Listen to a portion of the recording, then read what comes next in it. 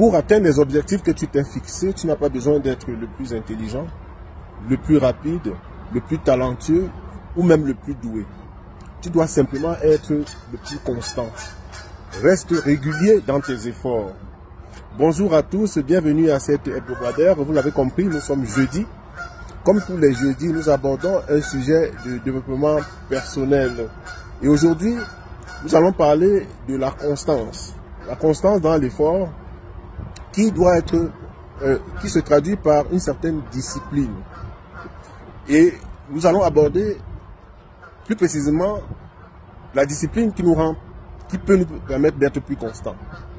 La discipline qui peut nous permettre d'être plus constants. Alors, pour être constant, pour être régulier dans l'effort, il faut être discipliné. Mais c'est quoi la discipline? La discipline, dans la discipline, il y a deux choses. Il y a ce que vous vous êtes donné comme objectif de faire, et puis faire ce que vous devez faire, même quand vous n'avez pas envie de le faire. C'est ça l'affaire. C'est-à-dire que être discipliné, c'est pouvoir faire ce que vous avez décidé de faire, mais pouvoir le faire même quand vous n'avez pas envie de le faire. Donc la discipline ne se traduit pas par ce que vous aimez faire. On va pas vous dire que vous êtes discipliné parce que vous aimez faire ce que vous aimez faire. On va dire ça comme ça. Mais faire ce que vous n'aimez pas faire parce que c'est ce que vous devez faire.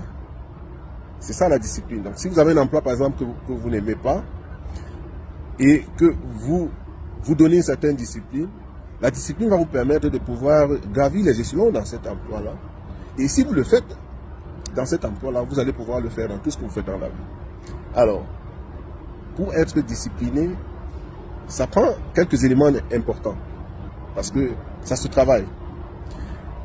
La première chose, c'est que il ne faut pas écouter, ou alors il ne faut pas se soumettre à cette petite voix intérieure, à son moi intérieur, qui vous dit toujours que je ne peux pas. Alors, lui, il prend souvent le dessus. Quand il y a une situation, il vous dit non, vous ne pouvez pas. Elle vous dit non, vous ne pouvez pas. Et puis, des fois, vous y faites, et puis vous ne continuez pas. Alors, ici, il ne faut pas écouter cette voix. Et ne pas écouter cette voix, c'est pas donner le temps à cette voix, ne pas donner le temps de réflexion. Il faut passer à l'action. Passer à l'action, c'est-à-dire que l'action entraîne l'action, l'inaction entraîne l'inaction. Donc, quand vous avez quelque chose à faire, vous passez à l'action. Et puis, il y a quelques astuces pour ça. Vous comptez 5 secondes et vous vous levez, vous faites top ce que vous voulez faire.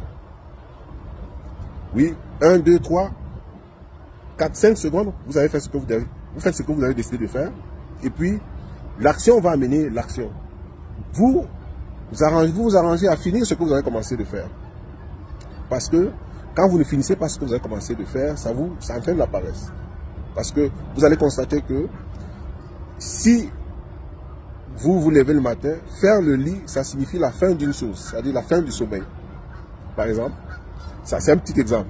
Alors, quand vous décidez de faire ce que vous avez à faire, en comptant 5 secondes, et puis à pouvoir finir ce que vous avez commencé, ça c'est des indicateurs qui sont importants, qui vous permettent de savoir que vous ne laissez pas le temps de réflexion ou alors le temps de pouvoir vous poser des questions qui vont vous amener à procrastiner.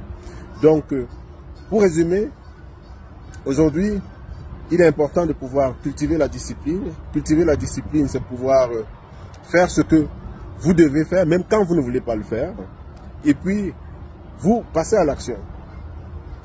Ne pas se soumettre à son moi intérieur. Ne pas donner le temps de réfléchir qui va vous permettre de procrastiner. Vous levez et puis faire ce que vous avez à faire. Comptez 5 secondes pour faire ce que vous avez à faire. Avoir le temps de finir ce que vous avez commencé de faire. C'est ce que je voulais partager avec vous aujourd'hui. Je vous souhaite une bonne journée. Merci.